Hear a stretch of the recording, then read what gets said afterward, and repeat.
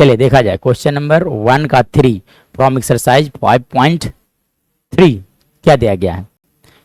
दिया गया है find the sum of the APs, मतलब एपी के सम के टर्म्स के सम फाइंड आउट करना है। तो देखो क्या थर्ड नंबर में अगर मैं बात करूं तो थर्ड नंबर में क्या दिया गया था, एपी जो दिया गया वो मैं लिख देता हूं 0.6, 1.7, 2.8 कॉमा डॉट डॉट डॉट। अब इस एपी का 100 टर्म का सम फाइंड आउट करना है। So we can say clearly that A का value that is equal to 0.6 D.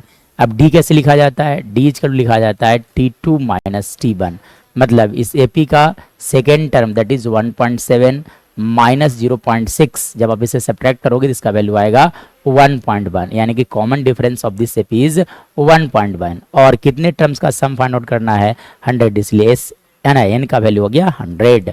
अब चलो यहाँ से एक बेसिक सा फॉर्मूला लगाया जाए कि sum of n term of AP, sum of n terms of AP, n terms of an AP is given by of an AP is given by Sn equal to लिखा जाता है n/2 into लिखा जाता है 2a plus n minus 1 into D. और यहाँ से calculate करना आपको S 100 that will be equal to how much 100/2 into 2a। तो देखो फर्स्ट टर्म कितने हैं that is equal to 0.6 plus n minus 1, मतलब n कितने थे दैट इज 100, तो 100 में से 1 गया that is equal to 99 into D कितने थे 1.1। चलो तो यहाँ से आप दोनों को कट कर लो, तो यानी कितना आ गया 50, तो आप लिख सकते हो 50 इंटू, आप चलो 6 इंटू 0.2 किया जाए तो 6 इंटू 0.2 दैट इज 1.2